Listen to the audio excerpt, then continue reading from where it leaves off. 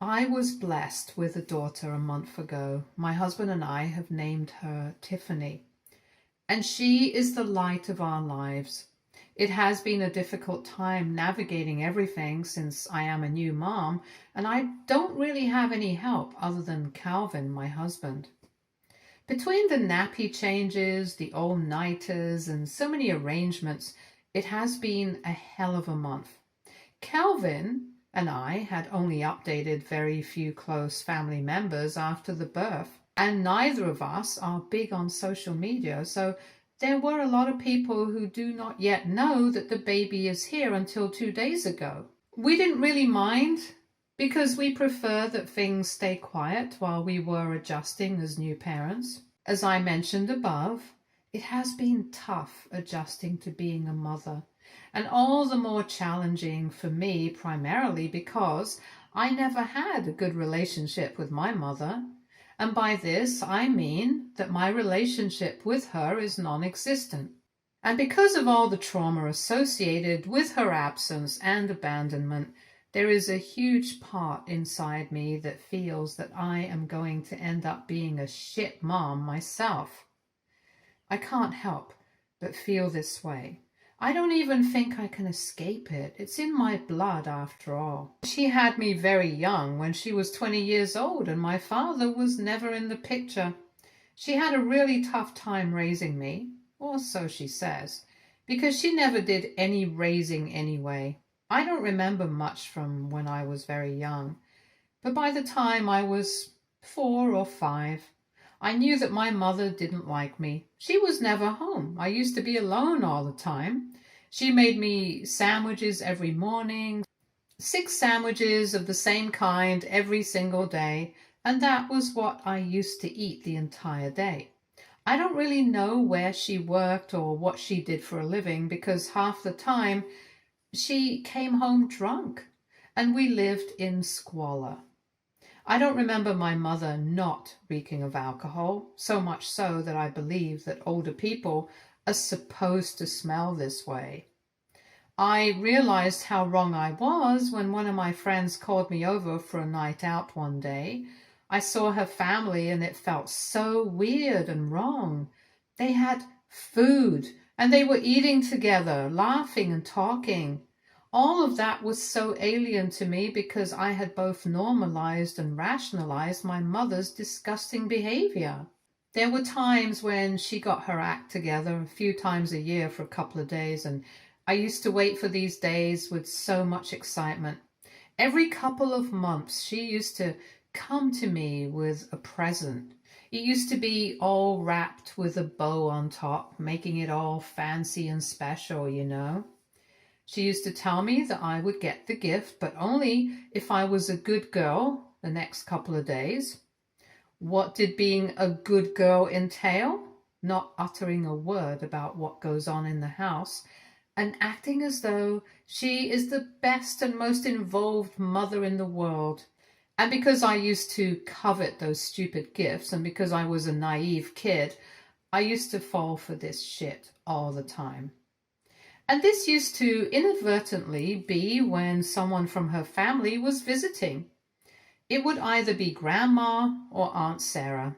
I loved both of them, and they doted on me. There were times when I wanted to tell them what was really going on here, but I bit my tongue because I knew that I wouldn't get the presents, and also I was shit scared of my mother. She was a really mean drunk, and that was the side of her I hated. I would have done anything to avoid crossing her when she was drunk. So for the longest time, she made sure nobody got to know what was really happening in the house and what the level and extent of neglect and abuse that I was facing on a daily basis was. However, things changed soon. When I was 7 years old, Mom told me that she had some very important work to do and that it would take her a week or 10 days to get everything done. And she said that she would be leaving me with Aunt Sarah. I was told to be on my best behavior because it was my first time away from home and Mom. I was both nervous and excited because even though I liked Aunt Sarah a lot, It was a little unfamiliar, the entire experience of living with someone else. I was a wreck the day before I had to go, and I remember crying in the bathroom because I wanted to go with Mom. She heard me crying and gave me a stern talking to. Funnily enough, that was the last time I ever saw her. I had no idea that it would be the last time I would ever see her. But I think she was sure that she was never coming back to me again. Not that it mattered to her, as I would realize years later. Once she dropped me off at Aunt Sarah's place, I tried my best not to cry. You see, Mom had told her 7-year-old daughter that only dumb bitches cry for something so stupid. If you want Aunt Sarah to think you're a dumb bitch, then go ahead and cry all you want. Yeah, she was toxic as hell. I just didn't know it yet. Aunt Sarah caught on soon enough that I was low and came to talk to me. I kid you not, that was the first time in my life that an adult was treating me with respect. Of course. At that point in time, I didn't know that it was respect. I just knew that this was someone I could talk to, and maybe, just maybe, if I tell them how I feel, I would not be punished. I was a kid, and I was very overwhelmed at that point, so it didn't really take much for me to start crying. And oh boy, I was crying a lot. She hugged me, we watched a movie, and then went out to get ice cream. It was like the first fun day of my life.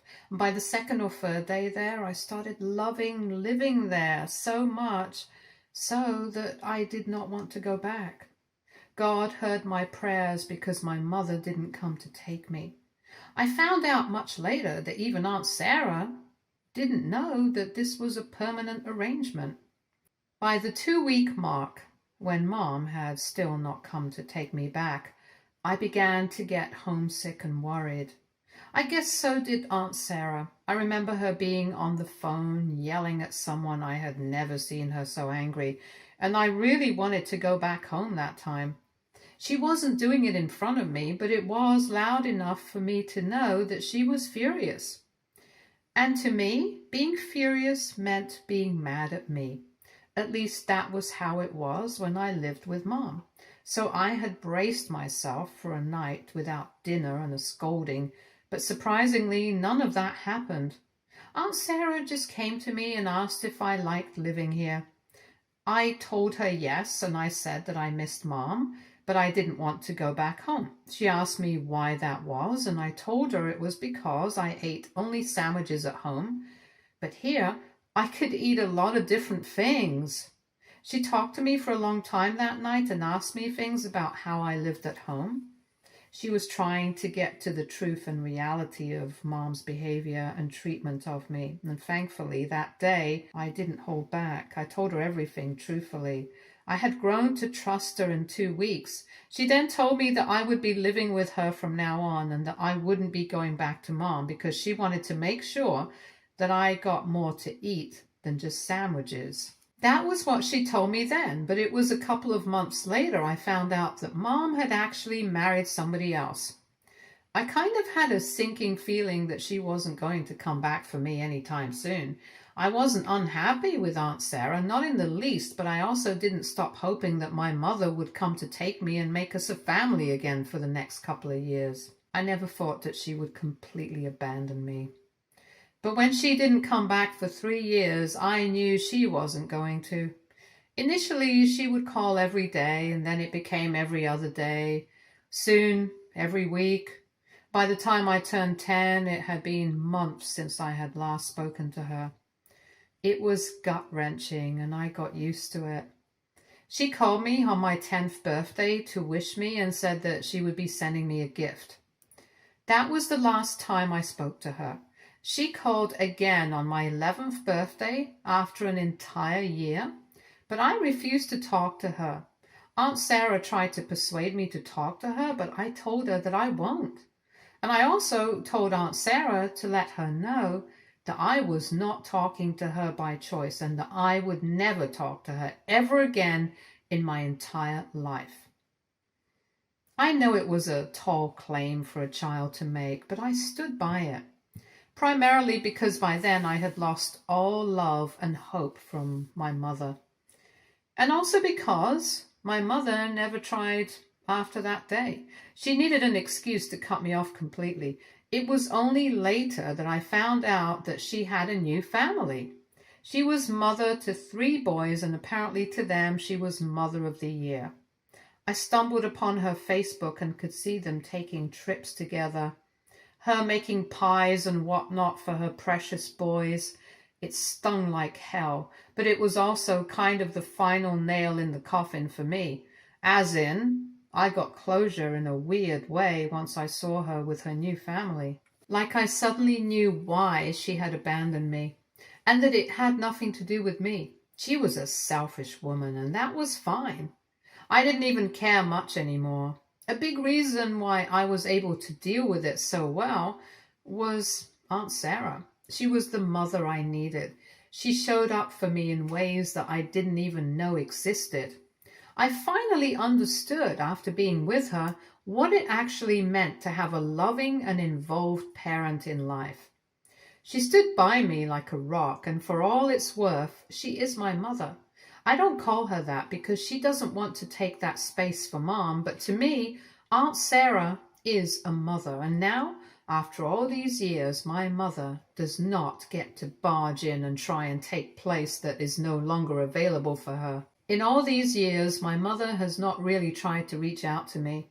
Neither have I, but well, she was the one who abandoned me and not the other way around. 2 days ago, after I had finally posted a picture of Tiffany on Instagram, people other than close family found out, and this included my mom. I got a call from an unknown number, and when I received it, it was her on the other end of the line. I didn't recognize her voice, but she was acting all excited. I thanked her and asked her why she had called, and she said that she wanted to know when Tiffany was going to be meeting her grandma. I'm not joking, and when I said what I said, I wasn't even trying to be mean. I was genuinely confused why she would ask me that, because Aunt Sarah was one of the first people to hold her. I told her that she had already met her grandma, and I didn't know what she meant. She got quiet for a while and asked me what I was going on about. It took me a couple of minutes to figure out that she was referring to herself as the grandma. I didn't want to address it directly initially, but then I thought, what the hell? Let's just go for the jugular. So I asked her if she meant that she was Tiffany's grandma, and she had the gall to say, obviously, as if it was the most apparent thing in the world. I told her that she was not Tiffany's grandma. Aunt Sarah was. She told me that just because I lived with her sister for a few years doesn't undo the fact that she gave birth to me. I told her that she had only given birth to me. That is not called being a mother or a parent. She was an incubator, and I was practically raising myself until she had decided to leave me at Aunt Sarah's. She told me that she was a young woman when she had me. She didn't know what to do. I kind of got that, if I'm being honest. Not that I was excusing her behavior and treatment of me. However, I told her this, that if it was only her age and lack of maturity that had made her act like that, why didn't she come back for me when she was older? When she got married and had an entire new family that she doted on? I told her that I was her lab rat, her practice child, and she discarded me the moment she got someone else. And that did not make her my mother. She tried to defend her abandonment. She said that she was busy. It was a lot, being married and everything, and she had actually wanted to take me, but I had broken her heart by not talking to her on my birthday. I laughed. I genuinely freaking laughed. I was 11, and I asked her, how could I break her heart when I was the child, and I was the one that was left behind? I told her how she had broken my heart and left me alone. I also told her to cut the crap because I knew there was no way she was planning to come and take me back. She was a horrible mother to me, and if she didn't have it in her to be a mother, I wasn't going to let her waltz into my daughter's life and give her issues, just as she had done for me. She said I was being unfair and that I was holding past mistakes over her head. I mean, yeah, I was, but they weren't silly mistakes. They were absolutely horrid decisions that she was making actively, and there was no forgiveness for it. I would always hold them against her, no matter what she did or what she said, and I would do everything in my power to save my daughter from her. Since this conversation with her, I have been getting messages from long-lost family, random cousins and uncles and aunts that I would sometimes meet at Aunt Sarah's place, about how I was being so cruel to my poor mother and that she deserved a chance to meet my daughter and take her rightful place. They are also putting distasteful comments on my Instagram, and although I have turned comments off, they are still somewhat getting to me. I know I'm in the right, and I know that she has no right to take this position away from Aunt Sarah, and I know without a shadow of a doubt that she is going to fail my daughter as well. But all this hate is pissing me off and making me anxious. It's like no one knows Mom for who she really is, and I can't deal with the responsibility of unmasking her true face in front of everyone. I had left that life long ago, and now I can see myself getting sucked back into the vicious cycle that had made my life hell as a kid. Update 1. Things on the home front have been hectic. I haven't had any contact with Mom. Thank God for that, but she has been messaging and calling Aunt Sarah nonstop. She didn't give me the details and told me that she would deal with it, but I know my mother, and I know that she is giving Aunt Sarah hell right now. The extended family is quiet for now. They do get random bouts of conscientiousness where they try and convince me to give my mother a chance, but such texts have become few and far between. So in general, I had assumed that this drama had died down, but apparently I was wrong. Keith came home a couple of hours ago and told me that he had received a call from Jared, who is my mom's husband. Funnily enough, I didn't even know who he was.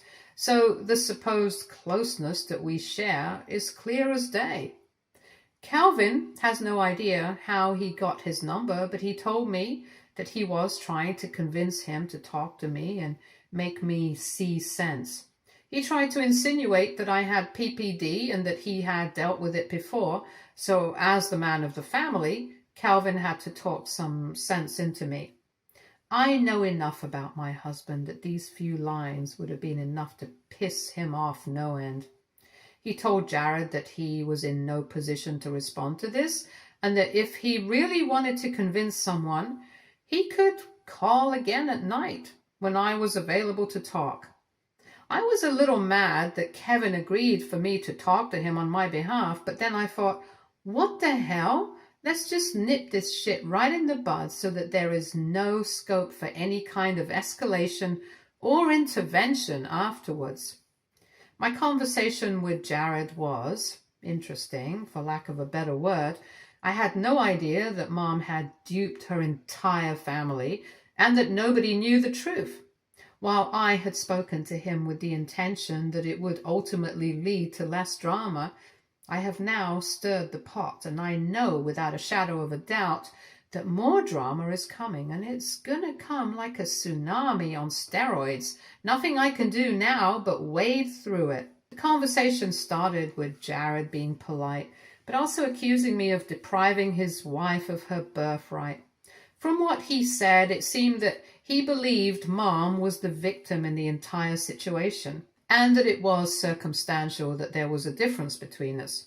Knowing the kind of diabolical woman my mom is, I knew she for sure hadn't told him the real story. She would have found some way to cover up her screw-ups and act as though she was the one the entire world was against. I knew I needed to butt in and set the narrative straight. She couldn't be both the bitch and the victim. That genuinely defies the laws of nature, and I was done with her shit and this drama. So I told him, rather rudely, that he was wrong about everything and that his pretty wife wasn't a poor, sad, circumstantially screwed angel. She was a vile, selfish, disgusting human being, and he should be thanking his stars that she hadn't turned on him and his children. I then revealed all that had happened, how she used to abuse me at home, how she bribed me to not say a word to family when they came to visit, how she had left me at Aunt Sarah's place and started a new life with not so much as a glance behind. He said I was lying and that I was the one who didn't want to go back to her and that she had tried for years and years to get me back. I laughed at him and told him that he could choose to believe whatever he wanted, but that would not change the truth. And the truth was that she had abandoned me and cooked up an entire story that made her look like the victim. So no, I wasn't being cruel to her by not letting her see my daughter. I was standing up for myself and saving my daughter from the kind of fate that I had as a kid. I asked him a simple question. I asked him that if she had genuinely made such a big effort to ensure that I was a part of her life, how had he or their children never met me in all these years? Surely, even if I was as obstinate as they are making me out to be, there would have been at least one attempt to meet and talk things through. To no one's surprise, he had no answer. I told him that he was free to believe whatever he wanted, but I was not going to sit around and take random accusations when I have been the aggrieved party, and I would protect my daughter from her, even if that means fighting every single person on the planet. I cut the call, but I can now sense the impending storm. Hell is going to break loose if by any chance he was convinced of what I was saying. In hindsight, I don't really know if that's a good thing or a bad thing. As much as I want karma to hit my mother, I don't want to be bothered with this or embroiled in this anymore. I can now only wait and see what happens and deal with whatever comes. Update 2. The storm was here a couple of hours ago. I got a call from my mother and I instantly knew what it was going to be about. I picked up. I didn't want to, but I wanted to be done with this once and for all. I also recorded the entire conversation. It was exactly what I had expected. Her perfect mommy facade had fallen, and she was back to her usual antics, screaming, crying, yelling, calling me names, abusing me, the likes. I'm now desensitized to all of it, so she didn't get the reaction she was hoping for, which riled her up even more. By the end of her tirade, I had actually put the phone on speaker, left it on the table, and gone to do some work. I realized that I have come so far from where I used to be as a kid. It is as though I am a new person altogether. I used to be so intimidated and scared by her. Even a slight change in her tone would have me bawling my eyes out and overthinking. And today, to be the woman that was being screamed at by her with no emotional response was such a personal victory. Once I realized she was done, I thanked her for showing me her true colors and told her that now that her mask has slipped, she was not welcome near me or my family. I told her that if she ever tried to contact me again, there would be serious consequences for her. She told me that I couldn't do anything, and I told her that I could, and she would see what I could do. I cut the call and sent the recording to her husband. Let him know who she really is. He called me up a couple of hours later to apologize profusely. At first I thought he was saying sorry on behalf of my mother, but he clarified that he was actually apologizing for being rude to me and not listening to me all those days ago when he had called me up. I knew that they had all been fed lies by Mom and they had all believed her, which is understandable because they had no reason not to. He said that if it had not been for me, he would never have realized the kind of woman she really was. I was mad at him initially, but I realized he had been fooled just like the others, and I couldn't really blame him after that point. His apology sounded sincere. He sounded sincere, so it was all okay, at least with him. I told him that I was grateful for his apology and that I just wanted to free myself of this drama. I am a new mom and I can't deal with all this while dealing with so much personally. I requested him to ensure that this drama doesn't spill over to me. If Mom ever found out that I had recorded the conversation and given it to him, she would come for me like Ted Bundy went after women. He promised me that he would do his part to keep me safe and thank me again for doing my part and showing him the reality of his wife. All in all, it was good, but I do hope he stays true to his word and that my point of being a good Samaritan doesn't come back to bite me in the ass. Update 3. Tiffany is 6 months old today. Honestly, I have no idea where the time has gone. I had forgotten all about this account. Shortly after the last update, Tiffany fell sick. It wasn't anything serious, but I got extremely paranoid. So everything else took a back seat. Nothing much has happened, so I don't really have anything else to say. Nothing has happened with Mom or Jared since then. Mom is successfully off my back. I have not had any contact with either her or Jared, and I cannot be happier. It was a stressful time, but it's over, and in hindsight, I don't think I should have been worrying about it as much as I had. Aunt Sarah has come home for a month, and I can't wait for her to spend time with my baby. Things are good, and I'm so glad I pulled through. I am so glad and thankful that I had Aunt Sarah as my refuge as a kid. And now I have my husband. So much of my life was spent in anxiety, stress, and not feeling enough. But all I can say is that in the end, everything works out. You just have to find strength and keep going. And then one day you will have exactly what you want. I did. And for the longest time, I did not believe that I could. So yeah, it does get better. One just has to keep holding on. Stay tuned for more stories from our girl relationships.